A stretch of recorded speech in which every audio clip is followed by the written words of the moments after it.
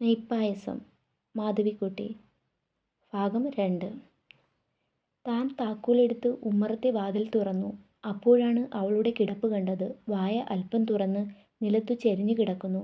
തല തിരിഞ്ഞു വീണതായിരിക്കുമെന്ന് വിചാരിച്ചു. പക്ഷേ ഹോസ്പിറ്റലിൽ വെച്ച് ഡോക്ടർ പറഞ്ഞു, ഹൃദയസ്തംഭനമാണ്, മരിച്ചിട്ട് 1.5 മണിക്കൂറായി.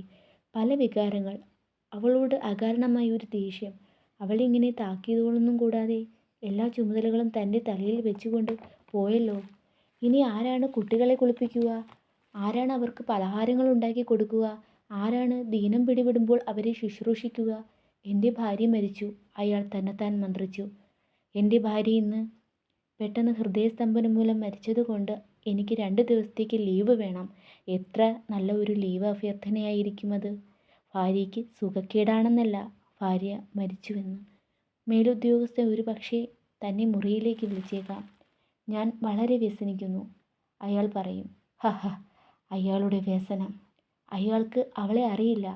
അവളുടെ അറ്റം ചുരുണ്ട തലമുടിയും ക്ഷീണിച്ച പുഞ്ചിരിയും മെല്ലെ മെല്ലെ ഉള്ള നടത്തവും ഒന്നും അയാൾക്കറിയില്ല. അതെല്ലാം തൻ്റെ നഷ്ടങ്ങളാണ്. വാതിൽ തുറന്നപ്പോൾ ചെറിയ മകൻ കിടപ്പറയിൽ നിന്ന് ഓടി വന്നു പറഞ്ഞു, അമ്മ വന്നിട്ടില്ലേ? അവർ ഇത്ര വേഗം ഇതെല്ലാം മറന്നുവെന്നോ? ടാക്സിയിലേക്ക് കയറ്റിവെച്ച ആ ശരീരം തനിച്ചു മടങ്ങി വരുമെന്ന് അവർ വിചാരിച്ചുവോ? അയാൾ അവൻ്റെ കൈ പിടിച്ചുകൊണ്ട് അടുക്കളയിലേക്ക് നടന്നു. ഉണ്ണി, അയാൾ വിളിച്ചു. എന്താ അച്ഛാ? ഉണ്ണി കട്ടിലുമേൽ നിന്ന് എഴുന്നേറ്റ് വന്നു. ബാലൻ ഉറങ്ങിയോ? നിങ്ങളൊക്കെ വല്ലതും കഴിച്ചുവോ? ഇല്ല. അയാൾ അടുക്കളയിൽ തിണ്ണമേൽ അടച്ചു വെച്ചിരുന്ന പാത്രങ്ങളുടെ തട്ടുകൾ നീക്കി പരിശോധിച്ചു. അവൾ തയ്യാറാക്കി വെച്ചിരിക്കുന്ന ഭക്ഷണം: ചപ്പാത്തി, ചോറ്, ഉരുളക്കിഴങ്ങ്, ഉപ്പേരി, തൈര്. ഒരു സ്ഫടിക പാത്രത്തിൽ കുട്ടികൾക്ക് വേണ്ടി ഇടയ്ക്കിടയ്ക്ക് ഉണ്ടാക്കാറുള്ള നെയ്പ്പായസവും. മരണത്തിൻ്റെ സ്പർശം തട്ടിയ ഭക്ഷണ സാധനങ്ങൾ. വേണ്ട, അതൊന്നും ഭക്ഷിച്ചുകൂടാ. ഞാൻ കുറച്ച് ഉപ്പുമാവ് ഉണ്ടാക്കി തരാം. ഇതൊക്കെ തണുത്തിരിക്കുന്നു, അയാൾ പറഞ്ഞു. അച്ഛാ, ഉണ്ണി വിളിച്ചു. അമ്മ എപ്പോഴാ വരിക? അമ്മയ്ക്ക് മാറിയില്ലേ? സത്യത്തിന് ഒരു ദിവസം കാക്കുവാനുള്ള ക്ഷമയുണ്ടാകട്ടെ, അയാൾ വിചാരിച്ചു. ഇപ്പോൾ ഈ രാത്രിയിൽ കുട്ടിയെ വ്യസനിപ്പിച്ചിട്ട് എന്താണ് കിട്ടാനുള്ളത്? അമ്മ വരും, അയാൾ പറഞ്ഞു. അയാൾ കിണ്ണങ്ങൾ കഴുകി നിലത്തു വെച്ചു. 2 കിണ്ണങ്ങൾ. ബാലനെ വിളിക്കേണ്ട, ഉറങ്ങിക്കോട്ടെ, അയാൾ പറഞ്ഞു. അച്ഛാ, നെയ്പ്പായസം, രാജൻ പറഞ്ഞു.